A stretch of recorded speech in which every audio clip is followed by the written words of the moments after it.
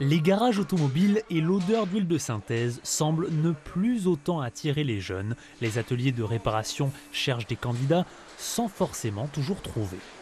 Quand on travaille avec des agences pour essayer de recruter du personnel, il n'y a pas forcément de CV qui arrivent facilement, on va dire. Et on sait que quand on perd un gars, c'est compliqué pour le remplacer derrière. Car c'est un métier qui se complexifie avec toutes les nouvelles aides à la conduite obligatoires. La formation est forcément plus difficile. C'est un métier qui est de plus en plus compliqué avec les nouvelles normes, beaucoup d'électronique sur les voitures. Donc ça demande aussi de la formation.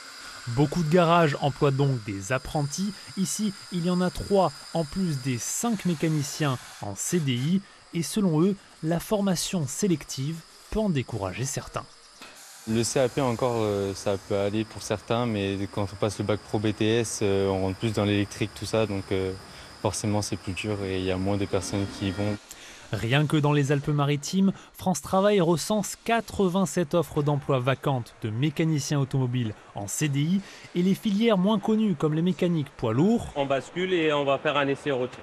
sont encore plus affectées. Ça fait maintenant 15 ans qu'on a de grandes difficultés à recruter des mécaniciens camions, poids lourds. Tout d'abord parce qu'il y a peu de formation et puis c'est un métier qui est peu connu. On connaît beaucoup la mécanique voiture, la mécanique camion n'est pas connue.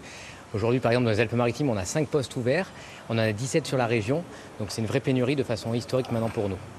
En témoigne cet affichage devant les locaux du groupe et la mise en avant des conditions de travail. Ici, les mécaniciens poids lourds bénéficient des semaines de 4 jours, des avantages qui deviendront peut-être nécessaires pour attirer les plus de 70 000 jeunes en formation en France dans ce secteur.